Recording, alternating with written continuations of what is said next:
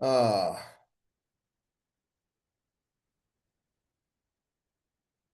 hey,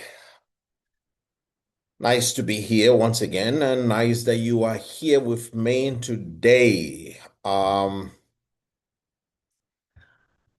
Profile of a leader.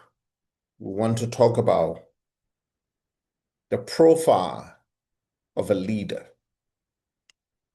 Again, most of my teachings are about Liberia, um,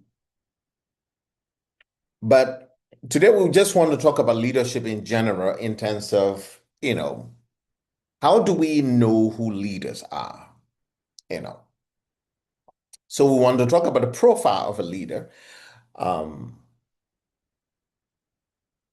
and for the larger impact, we want this to guide you so that in Liberia, when you're talking about choosing somebody to be the president or somebody who you think is a leader, you can ask yourself some questions, some very basic questions, whether that person is a leader. Because I think one of the major flaws of academia has been to mistaking certain characteristics of managers for leaders. And I've always said that leadership has to do with one thing.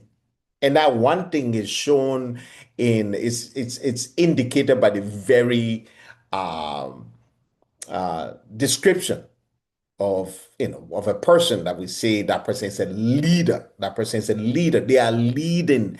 They are moving people from one point to another. So they are leading, right? They are leading. Whereas a manager is managing an existing framework or behavior of people as it relate to their objective or what they want them to do. You know, um, you need to be to work. You work here. You do this. You are an accountant in this department. Your role in the accounting department is to deal with account receivable or account payable, or to have a budget and to do budget forecast, or all kinds of things. That's what you do. That's your role. Or you are the director of supply or resources, raw material, and you have to reach out to the people who supply material to make sure that they'll have those resources on hand and they are delivered when you need them. So there are different roles, and you are there to manage them. And so for organizations or institutions, um, up to the CEO level, every other position under CEO of a CEO is a management position. Okay? It's a management position. Every position under a president of a country is a management position. So whether you have the minister or department, like in America, they say Department of Systems or Department of Agriculture or Department of this, and then you have a secretary of that department. They are all managing. They are managing systems. Okay, they are managing processes. They are managing existing infrastructure. The role of a leader, the role of a leader is to always come in with a new picture that will make existing system or institutions out compete or their competitor, or tap into future prospect or future opportunities. So that's why the role of a leader is to lead people, to move people from one point to another.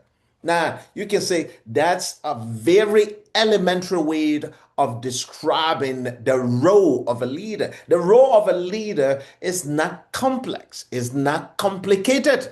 Don't make it complicated. Is it easy? No, it is difficult. That's why most people who take leadership position fail. Okay? There's a reason why the failure rate for leaders are higher than the success rate. Just look around. Countries, go to countries, from countries to country, go to Africa and think about a successful president. in African countries. You will be thinking, which country? What country? How long did they stay there? What did they do? You know,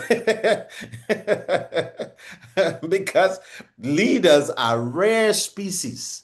Okay, find organizations, again, institutions, and say, who have been the best leader of this organization, of this business, of this corporation, of this school, of this university? What's unique? Why do why does this person stand out compared to 10 other people who are served in this position? Okay. So leaders comes in and they see the existing structure and they go, well, this is what you're doing wrong. This is what I see in the future, and that's where we are headed. And we need to re-engineer our structure to go to that place, right? That's the role of a leader. So we want to talk today about the profile of a leader. How do we know who is a leader and who is not a leader? Because again, most of the people we think are leader, they are managers who happens to be placed in leadership position. So when someone, in political institutions, someone is chosen, nominated by the president and say, I'd like you to be a minister of foreign affairs. I'd like you to be a minister of education. I would like you to be a director of this agency or that. They are putting someone in leadership position. Okay? It doesn't necessarily mean that that person is a leader. They are just putting that person in a role that happens to be a leadership role. So it's left with that person to prove that they are a leader or not. In most cases, those people fail because they are not leaders, they are managers. Okay? They fail. So profile of a leader, leadership is the most important thing.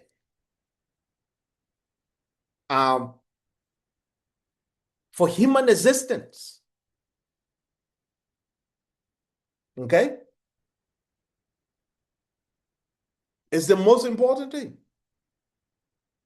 So we are going to go into the Bible, but then we will also look into history and see some people, okay, who have exhibited excellent leadership credential.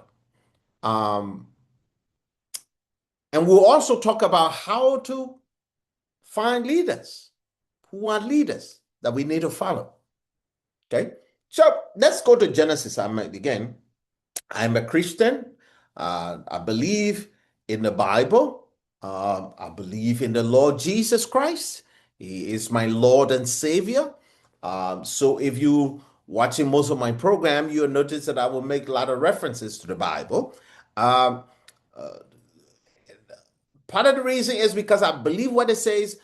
Other reason is the Bible is a historical document. Okay? It's a historical document. It's not just some fantasy that somebody concocted and wrote it down. It's actually a historical document. Most of scientific research, archaeological research that have been done, some of that came from somebody reading the Bible and say, let's go check over there to see whether what they are saying is true. So the Bible is a historical document. Okay? The recorded history. Okay? And so if you're talking about something as important as leaders or leadership, you want to ask yourself, what is the best place to start? The Bible. Okay. So let me sip my coffee here.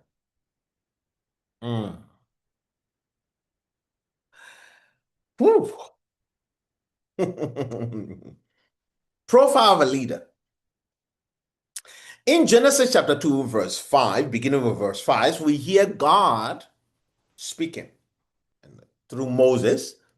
And God said that at a particular time, God had not allowed for grass to grow, for the field to grow, to be inhabited by animals, because there was no man to till the soil or to manage them, to take care of them, right? To take care of them. God said, I have not created, I have not allowed the field to grow, for animals to grow and multiply, reproduce, because there is no one to manage them.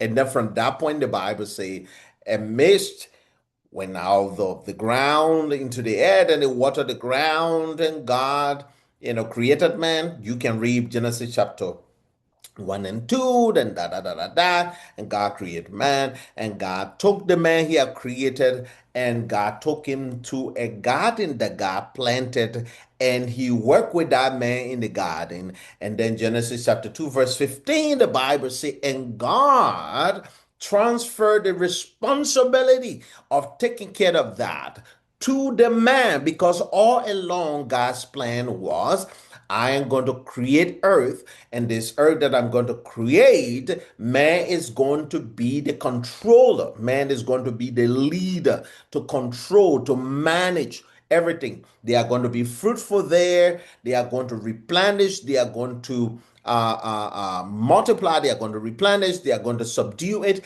and they will have dominion. The word dominion is a word for leadership. Okay, for leadership.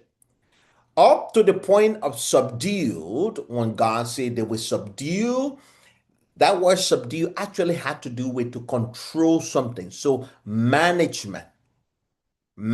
So if you wanted to know the secret to success in life, you are running a business and you want to know how to grow from 0 to 100, there is your recipes.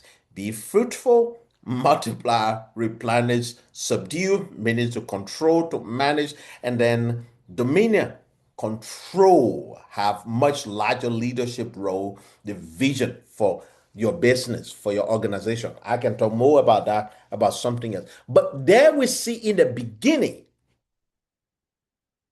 okay, that leadership is needed for something to happen on earth.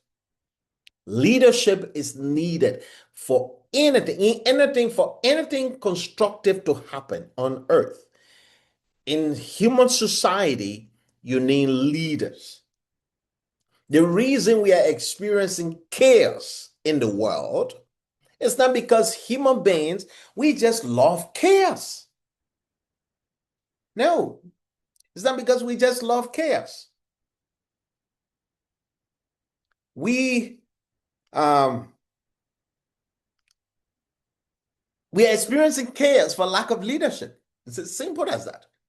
Okay? People who we put in leadership position and they don't know how to manage situation, they don't know how to manage crisis, they don't know how to manage expectation, they don't know how to manage people, they don't know how to manage, and then they get into leadership and they have no vision for institution, they have no vision for society, they have no vision for human civilizations, they have no vision for their country, and so they create chaos. And the Bible says, in a place where there is no vision,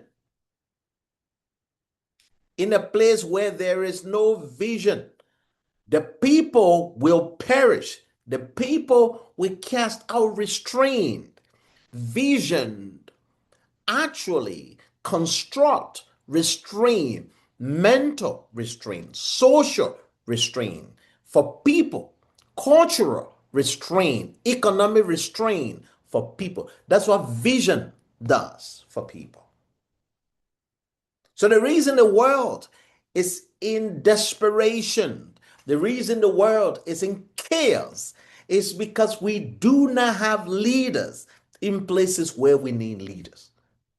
We have managers who are working hard to become leaders, but they are not leaders. Now, the thing is, there's debate about whether leaders are born or leaders are, um, whether leaders are born or leaders are developed, right? Both are, They contribute to you becoming a leader, but I believe leaders are called. Okay? Leaders are called. Leaders are called. And when they are called, what they do within that calling determines whether they are leaders or not. So every person, and like as the Bible say, many are called, but few are chosen, right? Everybody is called to be a leader, but very few people have ever exemplified that they were leaders. Most people prove that they are managers, but very few ever prove that they were leaders. So the first thing we want to know is that leaders are needed for things to happen on earth. We want peace, we need leaders to lead us into peace. If you want pieces, you get somebody who is not leader and they will lead you into pieces. You want crisis, you get yourself somebody who lead you into crisis, right? Because leaders lead, right? So we need leaders to do that. We need leaders to build institutions. We need leaders to build businesses. We need leaders to guard society. We need leaders to serve as presidents. We need leaders in so many roles. But they are scarce species, very rare species of people. It is difficult for us to find them. And here are reasons why it is difficult for us to find leaders. One, leaders are not managers, they are visionaries. Leaders are visionaries. The number one quality of a leader is that they can see, call them seer. They can see the future than anybody. They can see the future than most people. Walk in a room with 10 person and show them a problem and the impact of that problem on the future and listen to each one of them, the suggestion they make. And you'll find somebody there who will say, oh, if we do this, this is going to be the impact in the future. And this is what we can do in the future. Now, it doesn't mean that they have all the details from where they are to where they need to go, but it will show you a clear, distinctive picture from where you are to where you need to be. The thing is, most time in a room where you have big-headed, arrogant people in leadership position, they tend to ignore those people. Say, that guy's hair in a cloud. Sometimes people tell me that a lot. They say, you always thinking avatar thinking, your head is in the cloud. Come down to reality. No, because the people who are creating the civilization we have today are the people whose heads are in the cloud. Now, the positive thing about keeping your head in the cloud is you see further than everybody else. You see beyond what everybody is seeing because everybody is seeing at the average level. And then your head in the cloud, you are seeing far away. And you're telling people what's coming and they are not paying attention, right? You are telling them what's coming, they are not paying attention. So they say you're thinking an avatar thinking, or you are thinking in the cloud, or you are thinking too big, or you are idealistic. All of that. When you hear people saying that about somebody, pay attention to that person. They are visionary thinkers. And that's the quality you need in leaders. You don't need hyperactive people as leaders. Because sometimes we say leaders are people who, in his book, surrounded by idiots. Um, he talks about the various people based on behavior and temperament who are the leader, the A personality, who are leaders. And yes, you can say some things about that about people who talk and want to take risk and they are entrepreneurial in their spirit, in their actions. Yes, those are leadership qualities. But leadership are sustained by the ability to envision the future. That's one thing you want to know about future. The second thing you want to know about a leader, a profile of a leader, is they are contrarian. Contrarian, in other words, they are not following the crowd.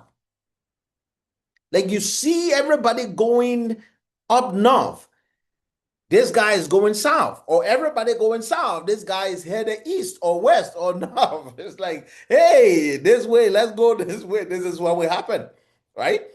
Leaders are contrarian. That's why they don't fit in the public boxes because they're contrarian. They think differently.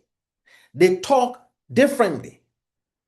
They come up with ideas that nobody is even thinking about. And so the reason they look awkward among people in public places is because they are thinking about stuff that nobody is thinking about. Okay? Excuse me. They are thinking about stuff that nobody's thinking about.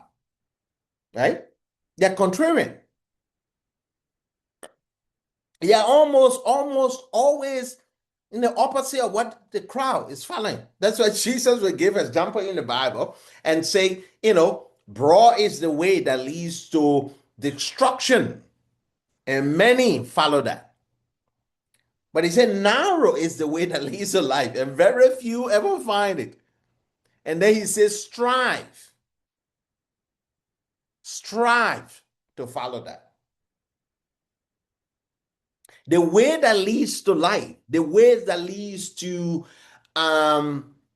unparalleled success. Now, I'm careful here about unparalleled success because some people use their leadership skills for the destruction and deprivation of other people. So that's not what I'm talking about. For example, Hitler was a leader, but he uses leadership skills for something else to destroy other people. So the thing is, it's not that leaders don't do bad things. It's that when they do bad things, the impact can be, you know, unprecedented. That's the thing about leaders. If you get true leaders in position, they can have massive impact that sometimes it's difficult to even find somebody to cover them, like Steve Jobs. That you can find nobody in technology today like Steve Jobs. Nobody. You have CEOs and this who grew up in the industry and this, but nobody. There's nobody like Bill Gates. Okay? There's nobody. These two guys brought us to where we are today when it comes to computer. Now, it's not that there were nobody else doing some things, but they are thinking about the future. Is what allowed me to sit here with a small laptop to be talking to you. Two guys in the 21st century. You see? That's the power of leaders. Now, I know there's a tendency to say, oh, that person is a leader, that person is a leader, that person is a leader. He's a CEO because he's a leader, so he's a CEO. And then, yes, that's true. They are in leadership position. Don't get me wrong. But very rarely you find people in those positions ever transform society. They rarely. They maintain existing. They maintain the status quo, but they rarely go beyond that. Rarely go beyond that. Like since Steve Jobs died, I mean, what new technology have you seen with Apple? Like they keep flipping the same thing. Go Apple this, Apple that, Apple this, but it's the same thing. Nothing new has come, right? Jeff Bezos, he's a visionary. Mark Zuckerberg is not a visionary. Jeff Bezos is a visionary. Yeah, maybe Mark Zuckerberg. Yeah. The reason I don't put him in that category is because he kind of stumbled on what he became. I don't think he had an idea that Facebook was going to become what it became if other people had not come along. So I can't say he's a visionary, but Jeff Bezos is. Um, Sam Walton, the founder of Walmart, the world's largest brick and mortar retail store, is a visionary. Okay, he's a visionary. Um, Lee Kuan Yew of Singapore was a visionary. Okay, um, in as much that I love Nelson Mandela, he was a stabilizing force, but I don't think he was a visionary. He was a stabilizing force. Okay, he was a stabilizing force. I think his term in office, there are some things constitutionally that he should have done um, to turn the direction of South Africa that he didn't do and left behind to his successors to do. And now, South Africa is kind of stuck, you know. But he was a stabilizing force. That's what I would say about his leadership. There are leaders, there are people who get in leadership position who are stabilizing force. And I would say, for example, in Liberia, Ellen Johnson Sirleaf was a stabilizing force. Joe Barker was a stabilizing force. George Oponwia was a stabilizing force. Okay, these are stabilizing force. I don't think they are visionaries. I don't think they are the kind of leaders that we can look up to transform our country. So that's one thing. They are contrarian. Okay. The other thing we need to know about leaders is this: they are discovered. Leaders are now popular. And that's one of the difficult things when it comes to democracy. Because in democracy, you wake up one day, somebody is introduced to you through a political platform. And they say, oh, in America, they said, that's the Democratic candidate, or that person is running to be a city mayor and they're going on the Democratic ticket, or that person is running to be a representative of this district and they're going on the Republican ticket. Very rarely you find somebody who's an independent person win the election in America. Rarely, okay? They do, but rarely you find somebody who is an independent person win elections in America. Because the political system is not designed to choose leaders, it's designed to choose politicians. Okay? To choose politicians. People who will go vote on bills, people who know how to manage the political systems and maintain the system. And then when that time comes, they get out. So democracy is not a system designed to choose leaders. It's a system designed to choose politicians. That's why it's difficult to find in democratic system it's very, very rare where you find leaders who actually change the course of history in a country in a democratic society. They go from one thing to another, up and it's like they're on this back and forth, up and down, escalate, they go through this escalation, but woo, woo, woo, up and down, that's what they do in democratic institution. And so democracy is not good for choosing leaders. Now, some of the leaders we find have come through cooperation, business institutions, and also in uh, autocratic institutions. Okay. And the reason for that, I believe strongly, is because you find situation in autocratic society or institution, people who have big dreams about their country, but they do not have certain leadership skills or credential or repertoire that will enable them to see that vision through. And so they end up committing atrocities in the process. And some of those people are people like Hitler, people like Joseph Stalin, people like Lenin, you know, Russia, you know. Uh, you find people like that. Um, so that's why you find sometimes in situations like, yeah, country with autocratic rules, they tend to have leaders who are like great leaders. Like, no, Mussolini is not a great leader. He's not a visionary. He's been there for 40 something years.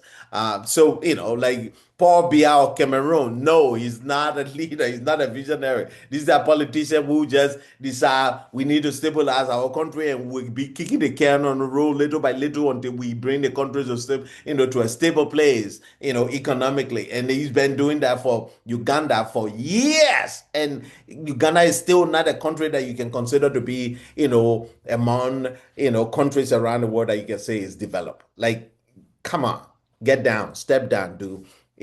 That's enough. So that's when leaders are discovered. Why is this important? The reason leaders are discovered is leaders are usually basic doing what they need to do to change the world, what they believe is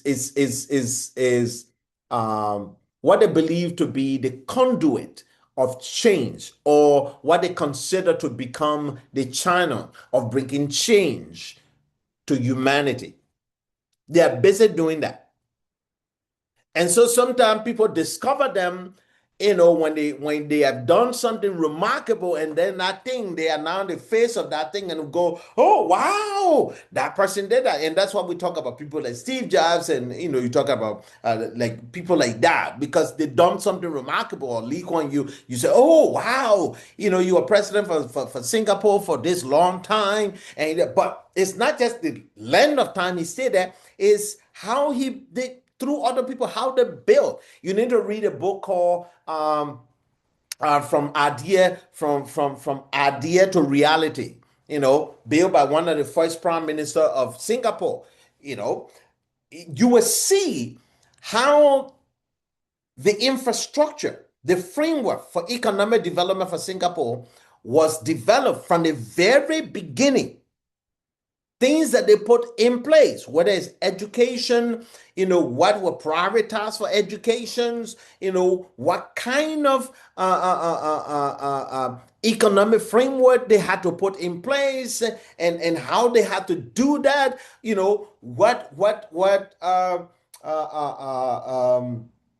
what kind of development they needed to carry out. They were driven by how do we develop this country as a small country? How do we hedge our bet on the future so that we can become a pivotal role, a pivotal, crucial part of what's going to happen in Asia?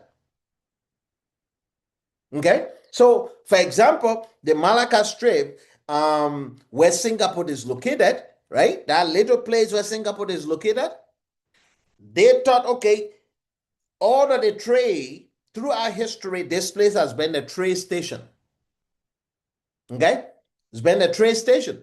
So since we are sitting here and we just been booted out from Malaysia, because they joined Malaysia in the 60s, and then by 63, I think 63 or 65, um, they, they were absorbed in the Malaysian government, but they didn't see their way out. They were just absorbed as part of the region, what have you. So they were not considered an important part of how to govern. So they had to leave and regain their independence and go, to build that. So they decided where we are located, for example, this could be a major economic hub for shipping. Saying we are sitting on the shipping corridor, goods coming from east going west, or from west coming east. We are sitting right on a choke point. So we need to develop one of the largest port in the world. So they build one of the largest seaports in the world, one of the most effective, efficient seaport in the world, right? And then they build one of the best airport in the world. And they design the airport so that year after year, they can make improvement on it. So they have to reclaim land from the water that they have, the mud pie they have from the ocean, to expand the airport later on. In fact, the airport, an addition was built that was just completed last year. Last year? Yeah, last year. But that vision was conceived in the 70s. Okay? And continued in the 80s. When they reclaimed the land, they were thinking about the future. Okay? So by the break of the 1980s, Singapore started going around, starting to see, the best airline in the world, how they could compete, what they needed to do to compete with the best airline in the world. And then they improve on that to become one of the best airline in the world. They are always in the top 3. Right? They went around and studied, how can we become the best in the world? And they became that. How can we attract jobs? Well, you are going to go to school. We need to create education for young people to go to school, but they need to gain access to technical skills. Technical skills, history lesson, literature lesson, toss that one side. Let's get these people real skills that they need. So Japanese company started making Singapore their assembling area because they had the technical skills. While Malaysia was planting rubber, Singapore was manufacturing the tires because they had the technical skills. They became the financial hub. Again, because it was this connection point. They saw themselves as a connecting point. So it didn't just happen. These guys were thinking way ahead. We as Liberians, who are the leaders that you can listen to and say, oh, this is what Liberia need to become based on our position. How can we define our place in Africa? How can we define our place in respect to South America, in respect to South Africa? How can we define ourselves? I don't hear leaders talking about that. What do we need to do to position ourselves to become the strategic choke point? I mean, we don't have a choke point. We are the ocean front. But what can we do to define our place in West Africa? That's what leaders think about. That's what leaders think about. What are our advantages here based on our location? What are our strengths? Who are the people that we can trade with? What kind of trade relationship we need to have with them based on what we have? Those are things that leaders need to think about.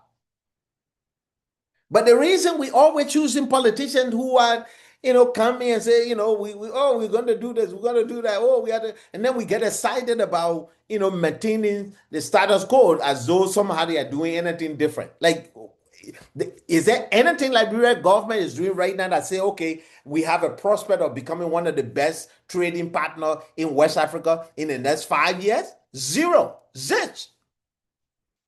Okay? Zero. In 5 years, you will not be anywhere close to Africa Coast. You will not be anywhere close to Ghana. You will not be anywhere close to Nigeria. You will not be anywhere close to Botswana. You will not be anywhere close to Morocco. You will not be anywhere close to Ethiopia, Kenya. No, because we are just following the normal stuff. We are doing normal stuff. Normal stuff. One of the things that I was talking to a friend. I said, why can't we, for example, I'm going to talk to my friend who works at the Ministry of Commerce. I need to talk to him about that. Why can't we fund an organization called the South Atlantic Economic Corridor? The South Atlantic Economic Corridor. That organization will include Liberia, will be the center stage for West Africa. And then Brazil, the largest economy in South America, will become the checkpoint for South America and trade with the people in South America. So we're talking about tourism. We're talking about all kinds of industry. Okay? Knowledge development, technology. Brazil is big in technology. So we could develop the South Atlantic Economic Corridor. Actually, don't use that name because it's a registered organization. So don't go use it anywhere. That's one of the things that I put in place as a recommendation to the Liberian government. Why can't we do that? So that ships that come from South America can dock in a port in Liberia. And we can work with the Brazilian government and say, hey, how about Liberia, a small country? We have a huge, coastal front. You can make us your landing place in West Africa instead of instead of going to Senegal, going to Guinea, or going to Nigeria. You come from every ship that comes from South America, you dock in Liberia. Let me not go away from what I'm talking. Leaders are discovered, right? If you go to the Bible, right? Moses, Abraham was discovered. And now, I'm not saying God didn't know where Abraham was, but let's use the word for the sake of that. He was discovered. Moses was discovered. Joseph was discovered in prison. David was discovered. Almost every great leaders in the Bible were discovered. Some discovered themselves, some were discovered by God. Moses was discovered. Right? Leaders are discovered because they are basic focusing on what they need to do to change the world. That's why they are discovered. Right? That's why they are discovered. God said, I know Abraham will command his household to follow me. Moses, well, he killed somebody for the sake of Israel. Right? Joseph, he went interpreting dreams.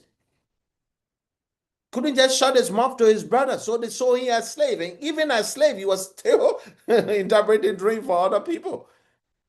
So he was discovered because somebody remember, I know that's a guy in prison. He does this. Daniel was discovered. Nehemiah discovered his place in history and decided to return to help build the city of Jerusalem.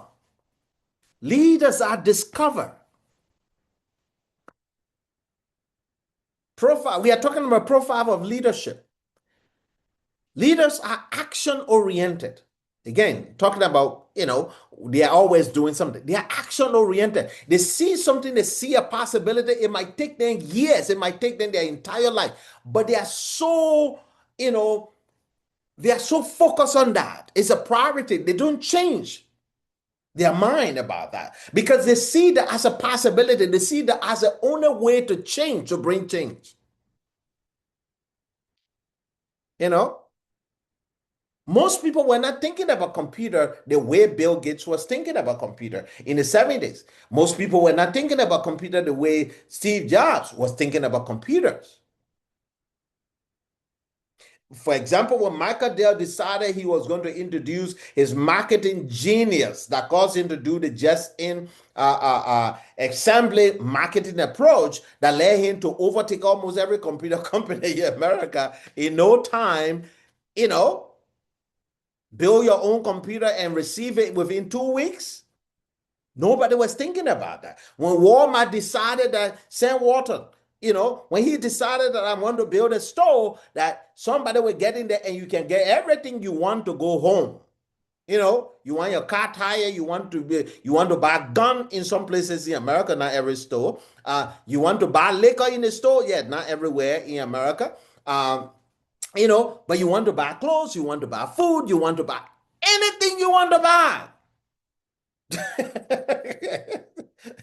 You can buy it here. And then you have other company coming after them and,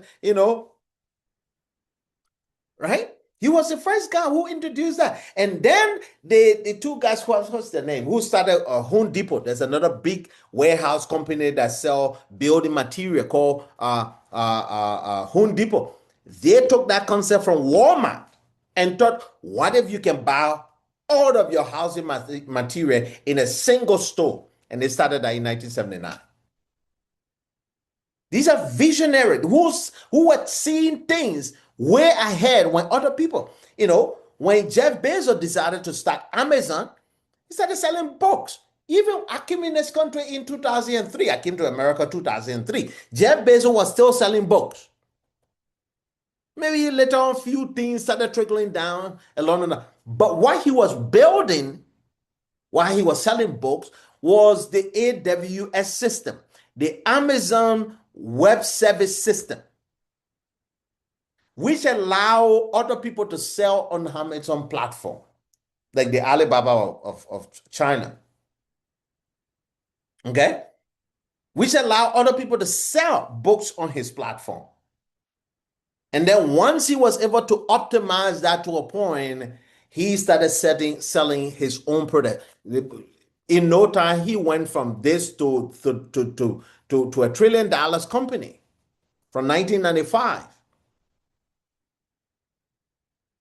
That's a company. But he has, if you listen to the guy, he tells you he had a vision. So leaders are action-oriented. When you watch the people we choose to be leaders in Liberia, are they action-oriented? Like, what are they doing before they became president? What are they doing? Like, what is the example of excellence that you see from the, like, when you look at George Oponwia, what do you see? Or let me talk to the sedition people. When you see George Oponwia, what do you see with him that make you go, yeah, he's going to be a good leader for Liberia? Like what do you see? Like, it's one thing. It's just pure insanity to see somebody that you know is not going to produce anything if you choose in the next 6 years. I mean, are we just dumb to just be choosing people for the sake of choosing people to be, because, we can ride their political platform and get a job and embezzle government fund and steal from the country and let the country decline in another years? I mean, are we just stupid that we follow people we know are not going to develop the country? Because they have no proof that they are leaders. When they are not in government offices, what are they doing that make you go, hey, see what this person is doing?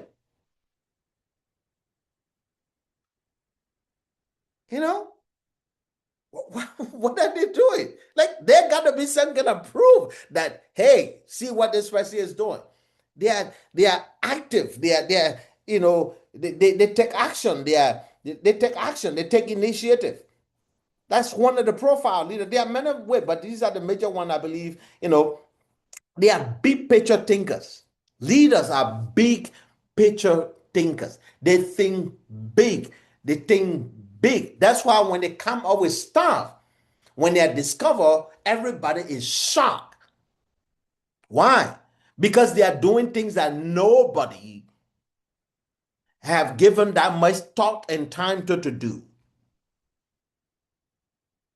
Yeah. In the 60s, who were thinking about having a laptop? The only guy who are thinking about putting computer on your table, the only two people who are thinking about that was Steve Jobs and Bill Gates. You know, when there were mom and pop store, who was thinking about that? You know, nation building. We look at Singapore now as an example. Who are thinking about that? Israel, South Korea, you know, these Scandinavian or Nordic countries. Why can't we study them and see what they've done? And then see, okay, what's the best one among all of the countries who did the best here, the best in this area, the best in that, and take all of those ideas. I always say, roses don't grow in Europe alone. Roses grow everywhere. Flower, there's not a particular country that say, okay, we are the only country that grow this special flower. There are three species. You know, Liberia has one of the largest plant species in the world, anyway. Why can't we go to this country to borrow idea from them? Who cares? Nobody have a license on ideas. You know, let's do it. Let's do it. They are big picture. Leaders are big picture. They are visionary. They are big picture thinkers. They are thinking beyond what the average person is thinking. They are optimists. Leaders, profile of leaders, they are optimists. They see the better picture in the future. The Bible says in, I think it's Romans chapter 12, not Romans, Hebrews chapter 12, where it says, for the joy set before him, he endured the suffering. It's talking about Jesus going on the cross. For the joy set before him. Okay? He was looking at the future, what humanity will become. And he decided to go on the cross. Leaders see the big picture and they suffer for that. When other people are saying, you can't do that, that's impossible. Why are you wasting your time with that? They see the future. Yeah, if I can only do that, this is going to happen. If I can only do this, this is going to, it might take me a little bit longer, but if I can achieve this, it's going to change everything. They're optimists, right? So let's go over that list quickly. Profile leadership, they are visionary, they are contrarians, contrarians, they are discovered by other people, they are action oriented, they are big picture thinkers, and they are optimists. That's 1, 2, 3, 4, 5, 6, 7. 7 major characteristics of leaders. Do you find Liberia, somebody in Liberia who is that person? Now, these people, when they come in, they do 3 things. Here is another thing that I will cite for you. Maybe the way you haven't looked at that particular scripture, the way I'm going to talk about it. In Jeremiah, in the book of Jeremiah, okay? In the book of Jeremiah, chapter 1, verse 10, God said to Jeremiah, I have called you and I've appointed you over the nation. I've made you leaders over the nation. You know, God said prophet, but God said, I've set you over the nation. Now you are the overseer of the nation. And then this is what God said to Jeremiah. Because I made you overseer of the nation, you will uproot, you will tear down, you will destroy, you will overthrow. That's 4 different ways of dismantling systems. Right? God said, I've called you, uproot things that are in place, remove it, take it from the ground, destroy it, throw it down, throw it away, overthrow existing system. This is one of the major things that leaders do. They come in place because the things that are in place are not things that will work for them. You remember we said they are contrarian? They come in, they destroy existing infrastructures because it won't work for the vision they have. It's too small. It's narrow. It won't fit for them. So they dismantle it. God said, I want you to remove them out of place. You can try to give it different interpretation, but I'm giving you as this scripture apply to leadership. Every great leaders you find in organizations, in politics, become president, become CEO, they come in and they say, we're not doing that anymore that way. Change that. We are moving that. We are shutting this business down. We are shutting that operation down. We are doing this. We are moving that this way. We are expanding the building, or we are closing that building down. We are selling that assets. We are doing this. We are shutting that position down. We are closing this operation down. They dismantle things. They remove things out of place. They destroy things. But at the same time, they put things together that will fit the future, the see. And that's what I'm not seeing in Liberia. I'm not seeing leaders who are willing to dismantle all structures in Liberia. We are doing the same old thing, time and time again. Nothing is changing. We build new buildings, but to do the same thing in it. So the building infrastructure, the building is different, but the behavior and the operation within the building is the same. We pave roads, not because there are major economic activity happening in those towns and counties. No, it's just we are paving roads. Oh, there's yellow machine. There's nothing happening. So why can't we dismantle ministry, dismantle organization, dismantle institution, reorganize, re-engineer those institutions, those ministry, recompose them so that they can reflect the framework you want to carry out the vision for Liberia. God said, I want you to dismantle everything. And then God said to them, now I want you to build and plant. That's what he said to Jeremiah 1:10. First, God said, I want you to remove everything, scatter everything, remove the other place, and then rebuild and plant.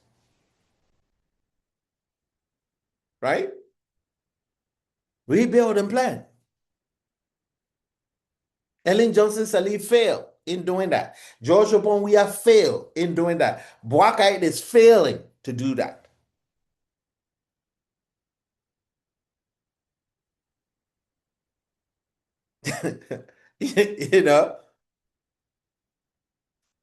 Great leaders come in and they look at the existing infrastructure. They say, this is not what I want to deal with.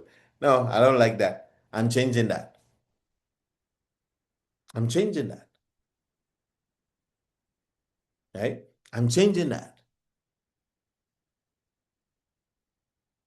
Don Champagne came to America in the 70s, went back to China and said, we have to change things differently. But before he could do that, he dismantled a whole lot of things in China. For example, they went from, Mao Zedong saying, let's have more children. China need to have more children because these children will defend the country. Don't Champagne came and said, no, we stop all of that. Right in the track, one child policy. Now you say, well, that was draconian. That was not a good thing to do. You infringe on people's rights and yeah. Yeah, you can say that. But you can't deny what's happening in China now. Because in as much that the one child policy thing was kind of socially bad to an extent, look at what happened in China now. Because first, in the 70s, Deng Xiaoping was able to open educational opportunity to a massive number of young people in China to go to school, to get educated. Now, if you go into school to get educated, one of the problems you don't want to have is a lot of baby mouth to feed. So this was a calculated, policy. Let's remove some of the challenges and the responsibility that young people have in terms of taking care of parents, taking care of children, and they don't have the economic means to do that. So what do? We scale back on having more children for now until we get this thing straight. Now let's give them opportunity to get education. So Chinese who were eager, they started going outside of the country. They came to America. They went to Great Britain. They went to France. They went everywhere. They went to Singapore. They went everywhere to study. And then from 1980 to 1990, by the time the technology boom comes in 1990, they were already ready for that. There are waves that went to China. By the time China comes to 2000, they were able to double China GDP per capita. Because in the 90s, China GDP was below half a trillion dollars. You get to 2000, it's more than double. And then by the time you get to 2017, it's not just double, it was the fastest growing. In fact, they call it the China miracle. They didn't go to 2 trillion, 3 trillion, 4 trillion. They went to, I think they were somewhere around 15 to 17 trillion by the time you get to 2017. These were calculated decisions from the mid-70s. Piece by piece, like laying the bricks, piece by piece by piece by piece. By the time you hit 2000, boom. In fact, the early part of 2000, China was nowhere closer to America than, they were not even argument. They were not debate. No, they were not. They were never. But within a decade, they went like that. And people in America were standing up saying, hey, hey, hey.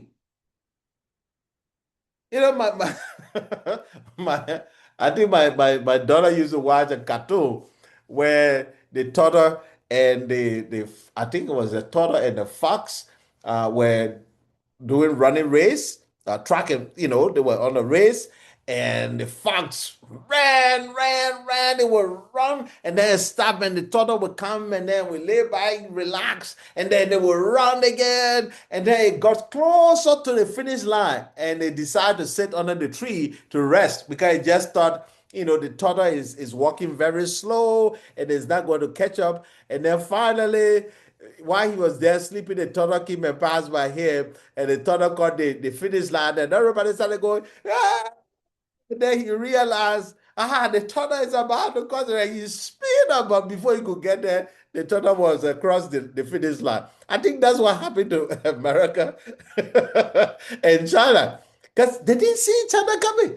I don't think they were paying attention to the strategy whatsoever. Maybe a few people were, but they were not paying attention. They were not. So the Chinese leadership came in and said, hey, we have to break some things. But, and then we have to build some things. So they broke some things in the 70s and the 80s. It was painful for the Chinese people. But at the same time, the dividends. Now, the Chinese people in China, I think if Deng Xiaoping was to come back today alive, they would say, oh, thank you. Thank you so much for what you did for Thank you so much for what you did for us. So as leaders, there's time. You have to break things. Mr. Boakai, do not be afraid. If you are going to be a leader to be remembered, again, remember I said leaders are called. Now you have to make that decision for you to be choosing among the number to say, yes, that's a leader. You have to distinguish yourself. So the road paving and the yellow machine, no, we have to break some things. We have to break system. We have to break system. We have to break processes. We have to break some laws and re-put some laws in place. Yeah. And lastly, I'm going to stop here. In the book of Luke, uh, I think it's in John. It's not Luke, but Luke. Um, um, let's see here. I think it's Luke. Yeah, Luke chapter 6, where Jesus called his disciples. But in the book of John, um, Philip go to call Nathaniel. He runs, Nathaniel is sitting down under the trees, and he runs there. Philip, this is Philip. And he called Nathaniel and said to Nathaniel, come and see, come and see the Christ, come and see Jesus of Nazareth. And Nathaniel made a statement. He said, can anything good come out of Nazareth? But however, he followed Philip. Skeptical, follow Philip. And then Jesus see Nathanael coming, and he said to his disciple, here come a true Israelite in who there is no guile. In other words, here is a true exemplary character, a man of integrity, right? You would think somebody like this would be part of Jesus's team, right? But if you go to Luke chapter 6, where Jesus picked his disciple, his 12 disciples, Nathanael is not one of those chosen. And you kind of wonder, but if this person was this exemplary character, this man of integrity, why didn't God choose him to be his one of his disciples? Now, it doesn't mean that Nathanael didn't play a role in the ministry, but he was not one of the 12 disciples. Well, what are some unique characteristics of the people who were chosen as disciples? Like majority of them. Well, let's see Peter and his brother. For example, if you read John account, right, Andrew is the one that goes to call Peter. Okay, Andrew go to call Peter. And throughout the scripture, we see Peter's behavior and attitude and his zealousness, right? We see two brothers, very action-oriented, very involved, engaged. They were doing their fishing business, and Jesus called both of them, right? John and his brother James. Okay? John was very involved with Jesus. So much so that he was curious, he wanted to know, and so much so that the other disciples would say in some places, ask the person who's closer to him. John is closer to him. John had a very close relationship with Jesus. Right? But John and his brother were also fishing. They were engaged. They were action-oriented. They were taking initiative. Four of Jesus' disciples were doing something when Jesus called them. Right? They were doing something. You leave these four, let's go, who else there? Matthew was a tax collector. He was doing something when he was called. Judas Iscariot, who betrayed Jesus, knew something about finance. So he was doing something.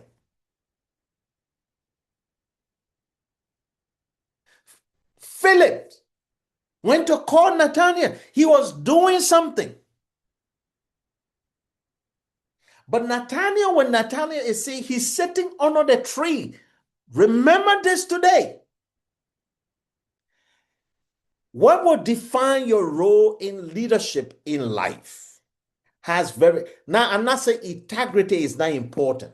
Integrity is important as a leader. But what I'm saying to you is this.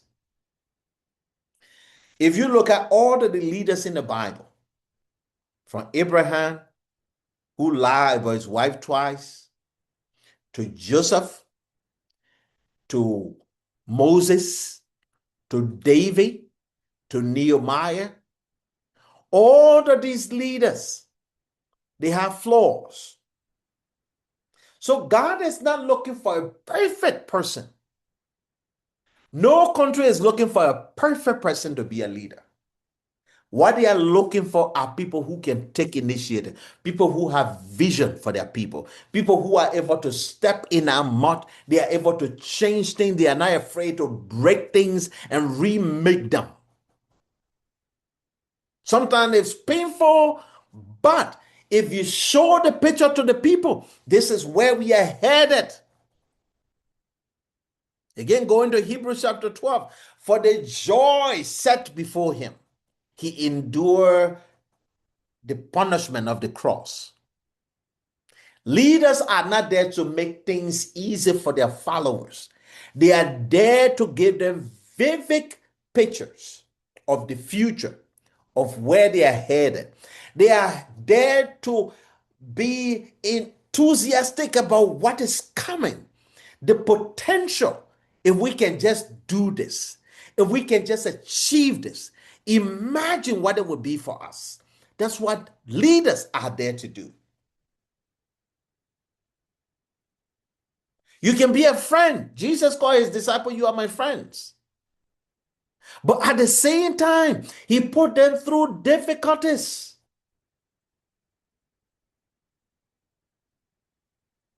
They were faced with challenges. Peter denied Jesus. All the disciples ran away from Jesus. But they were the one that would continue with the vision to the end. Most of them were killed. But they made sure that the gospel reached out to people like us today. We remember them because of that. Leadership, as a leader, Mr. Boakai, whoever become the next president, if you ever get in touch with this tape, listen to me. The word does not, yes, you will make mistake. You will break things. In fact, there's a saying in Silicon Valley that move faster, break things, as long as you are making progress. That's the motto for Silicon Valley technologists and entrepreneur. Move fast, make mistake, break things. God said to Jeremiah, break things, uproot things, destroy things, throw things out, and then rebuild. That's what you will be remembered for. Today, I'm going to say this, and most people will not like it. Nelson Mandela is remembered for what he did before he became president. The torture he endured, what he endured to bring freedom to South Africans. But if you talk about after he came out of jail, what is the legacy that he left behind? We can say the legacy was that he kept the country together.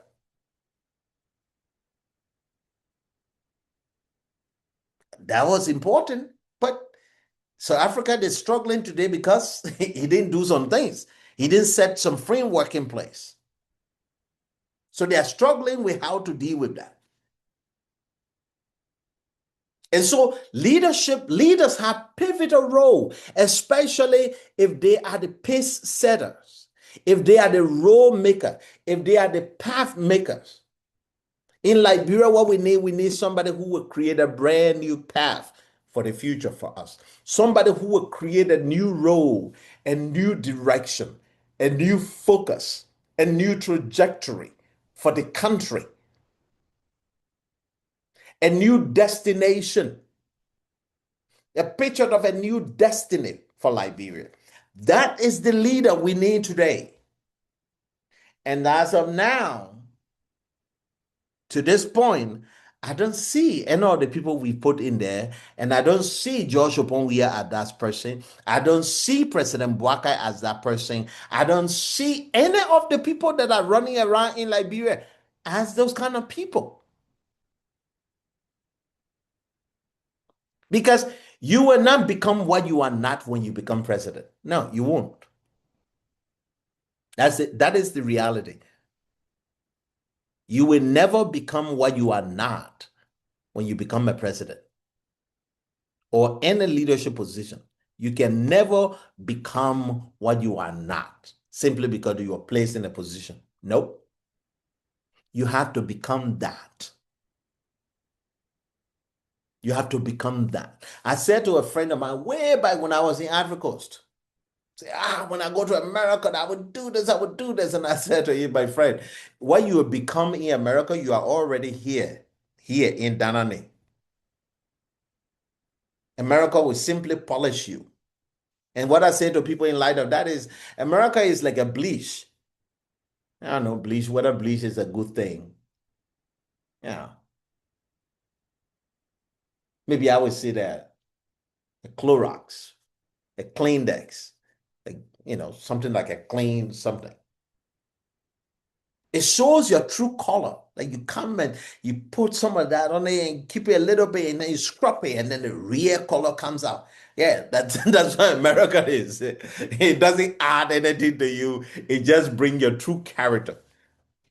So becoming a president, does that mean you're going to think better? You're going to have big picture? You're going to become an optimist? No, none of that will happen. You are what you are before you become president. And my prayer for Liberians, I'm going to close here, is think twice before you follow anybody, before you demonstrate for anybody, before you go around with flag chanting sedition, rescue mission, alternative Congress, Mr. This, oh, let's go sweep corruption. Before you do any of that, ask yourself question. What are the evidence? Just look at the profile of leader that I name here today. Follow them. Is this person a visionary? What is the evidence? Are they contrarian? What is the evidence? Are they people that we discovered doing something remarkable? What is the evidence? Are they action oriented, doing something remarkable? What is the evidence? Are they big picture thinkers? What is the evidence? Are they optimists about what they are doing? What is the evidence? 7 points, 7 profiles, and you will see whether that person deserves your vote or even your voice or your time to go running on the street. Because if you don't, my friend, you are the one who creating the problem for yourself and for your brothers and sisters in Liberia. Because you are the one that are perpetuating the problem in Liberia. Not that person you put there. You chose that person. You knew who that person were, and you made them president. So when you are suffering as a result of that, don't cry because you put them there. But I hope you can share this with other people so that they can look at the profile of the people they are chasing around. Now, I don't have all the questions because I don't know the future, but I can help you with what I know. I can guide you in certain ways. Samuel said to the children of Israel, this is what your king will do with you. They said, yeah, we get that, but we still want our king. God said, okay, good luck with that. So sometimes we become emotional, we become blinded by our emotions and our, I don't know, loyalty, blind loyalty to people because for whatever reason. And we don't think. We just follow people. We vote. Get the wrong people in office. And they say that 6 years. 6 years, your child was 6 years old. They are 12 years old. If your child was 12 years old, they are 18 years old with nothing. No opportunities. No jobs. No health care. And they say, these people here, you like them, they come with swimmer. Yeah, you put them there. You didn't think. You put them there. So be wise. Be wise. Follow the profile of leadership that I just gave you. Jesus said you shall know them by their fruit. Look at their fruit in the past couple of years, and you will know whether they are the people they claim they are. And you can make a decision from there. Thank you. Have a blessed day. Bye-bye.